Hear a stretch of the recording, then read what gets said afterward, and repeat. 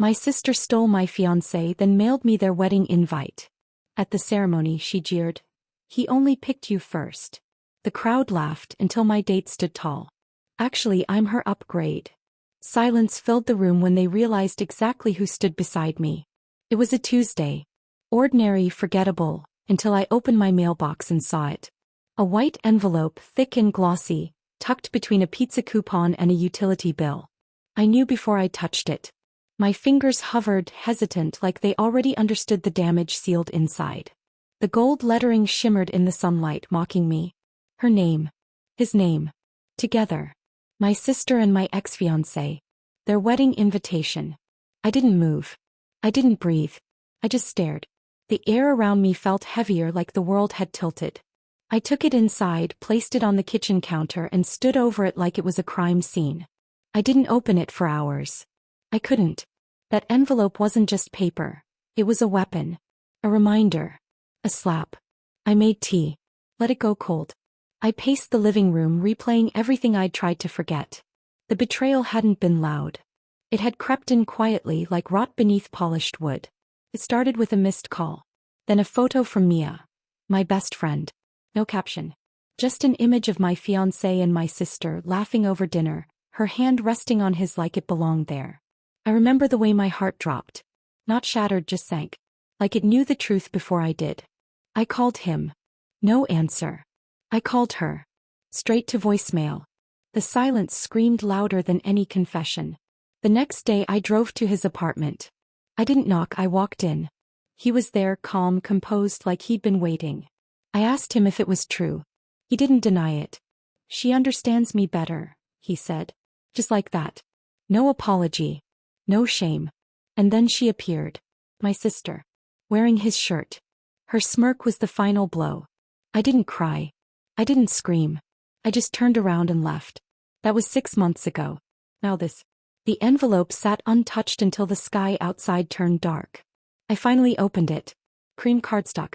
Gold foil. Lavender scent. My favorite. She knew that. She chose it deliberately. The words inside were formal, polite, and cruel. We would be honored by your presence. Honored. As if I should feel grateful to witness their union. I considered throwing it away. Burning it. Sending it back with a note that said, "Enjoy your betrayal." But I didn't.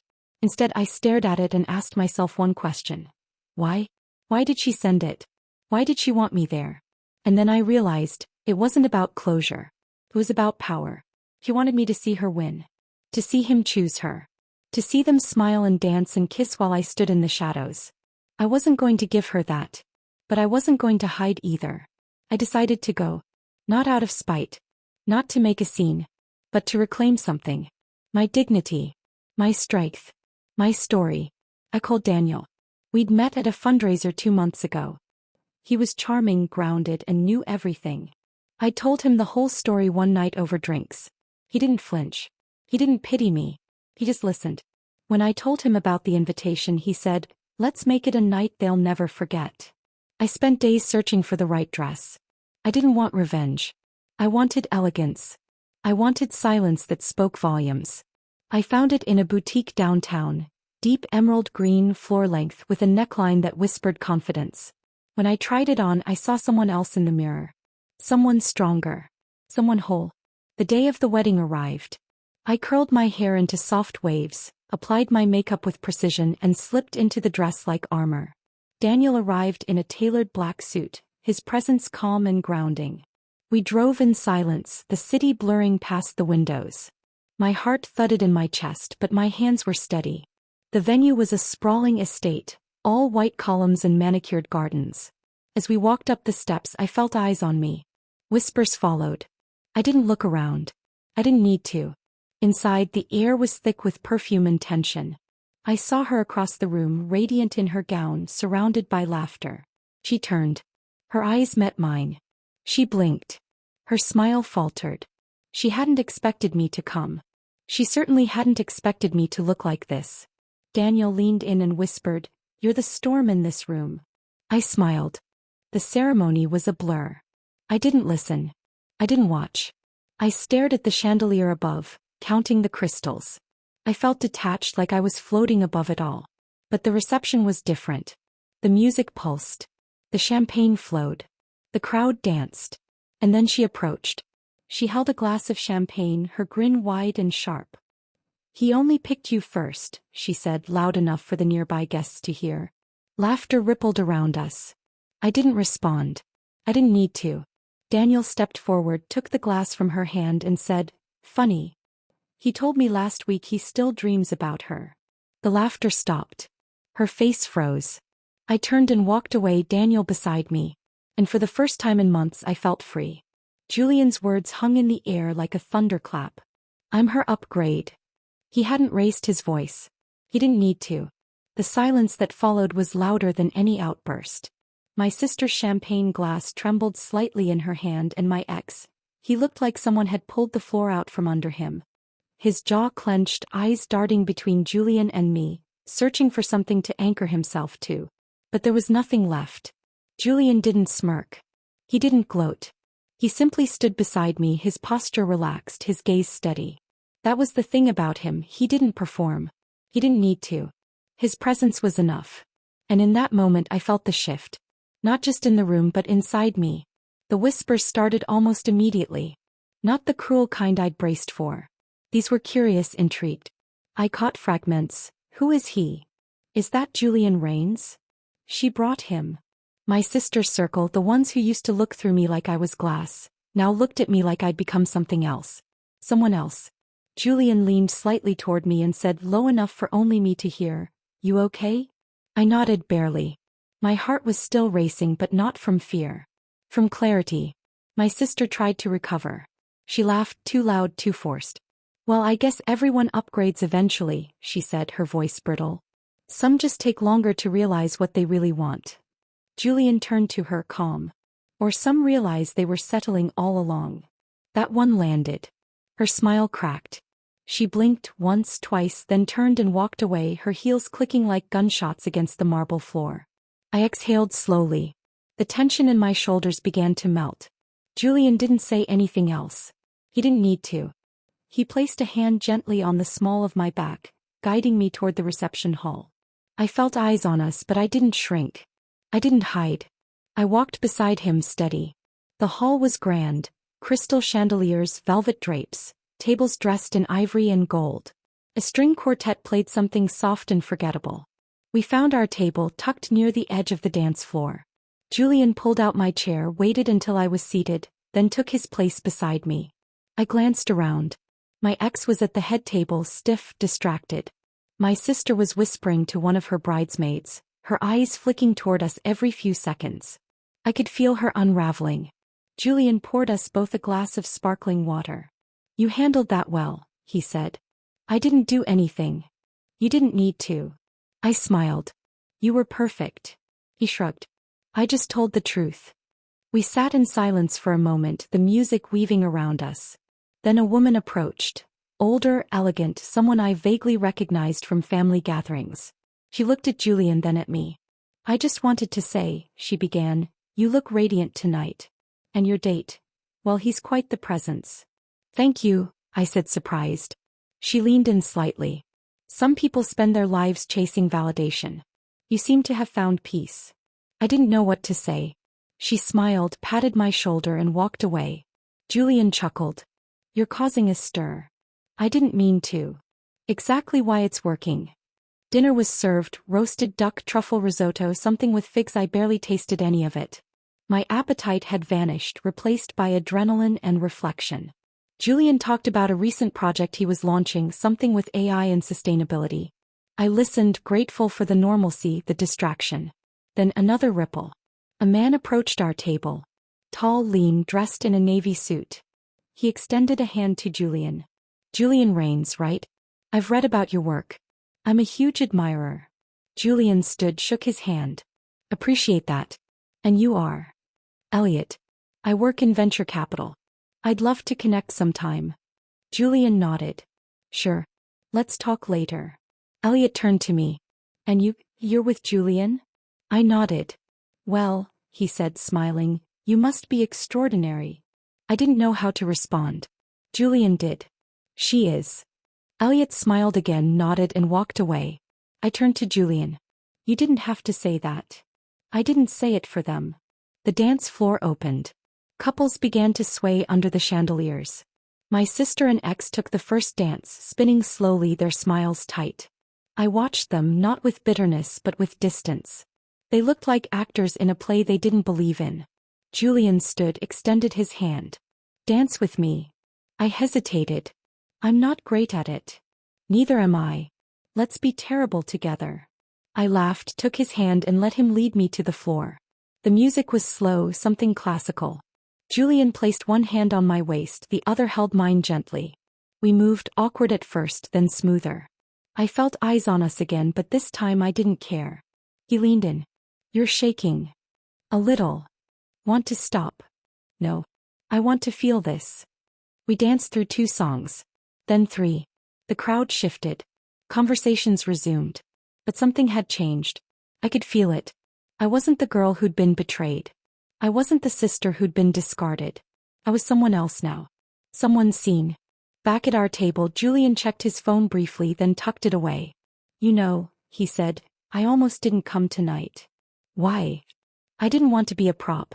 I didn't want to be used. You're not. I know that now. I looked at him. Why did you say yes? He paused. Because when you asked, you didn't ask for revenge. You asked for support. That mattered. I swallowed hard. Thank you. He reached for my hand. You don't owe anyone an explanation. Least of all them. I nodded. Still feels surreal. Let it. You earned this moment. The night wore on. Speeches were made. Toasts were given. My sister tried to regain control, but the energy had shifted. People kept glancing our way. Not with judgment. With curiosity. With respect. Julian never left my side. He didn't dominate the room. He didn't seek attention. He simply existed with quiet strength. And that, more than anything, changed the narrative. I wasn't just the woman who'd been left. I was the woman who stood beside someone who saw her worth. And for the first time in a long time I believed it too. Julian's hand was warm and mine, steady. The car hummed beneath us, gliding through the city's quiet streets. Streetlights flickered past like memories, brief, glowing, gone. I didn't speak. I didn't need to. The silence between us wasn't empty. It was full. Full of everything I'd felt, everything I'd faced, and everything I'd finally let go of. We pulled up outside my apartment. The building looked the same, but I didn't. I felt taller even sitting down. Julian parked, turned off the engine and looked at me, not with expectation, not with questions. Just presence. You want me to walk you up? He asked. I nodded. Not because I'm afraid.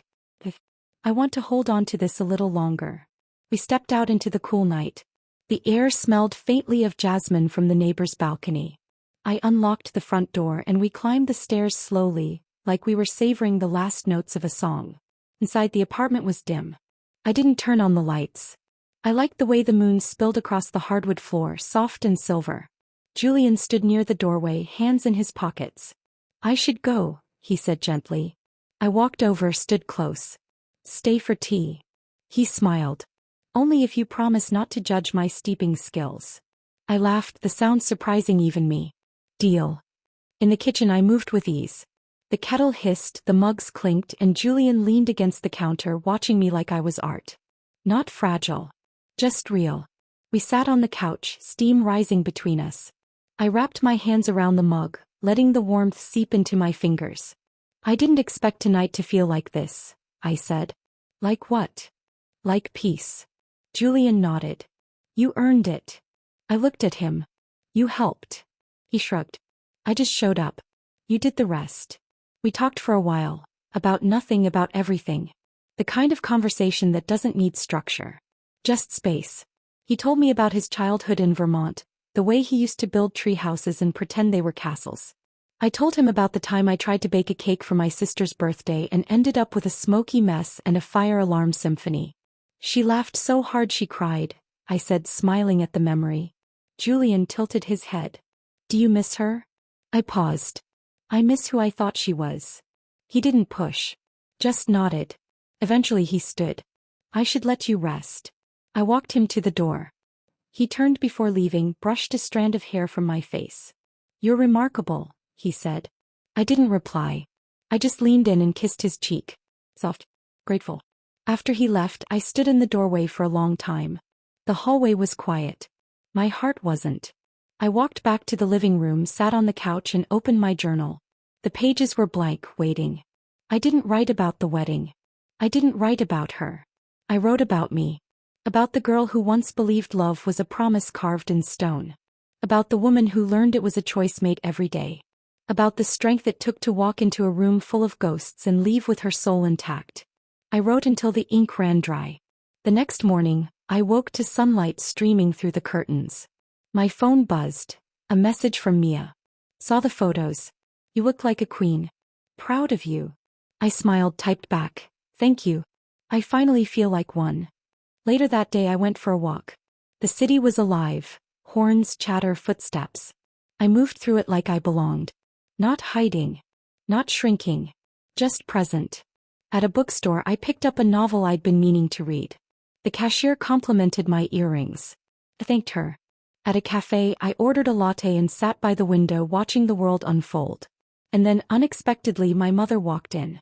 She spotted me, hesitated, then approached. Mind if I join you? She asked. I gestured to the seat across from me. Of course. She sat, placed her purse on the table and looked at me for a long moment. You were brave last night, she said. I stirred my latte.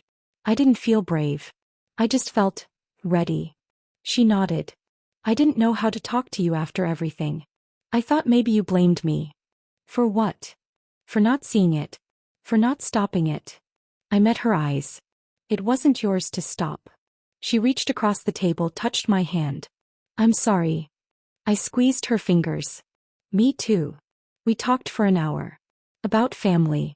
About healing. About how sometimes love doesn't look the way we expect, but that doesn't mean it's broken. Just different. When we parted, she hugged me tighter than she had in years. That evening, I lit a candle in my apartment. Not for romance. For reflection. I sat on the floor, legs crossed, and let the quiet wrap around me. I thought about Julian. About the way he'd stood beside me without trying to fix me. About the way he'd seen me, not as a victim, not as a symbol. Just as me. I thought about my sister. About the look in her eyes when I walked away. Not anger. Not triumph. Just confusion. Like she'd expected me to crumble and couldn't understand why I hadn't. I thought about my ex. And realized I hadn't thought about him all day. That was the mark the exit left. Not drama. Not spectacle. Just truth. I didn't need revenge. I didn't need validation. I needed myself. And I had her now. Whole. Unapologetic. Free.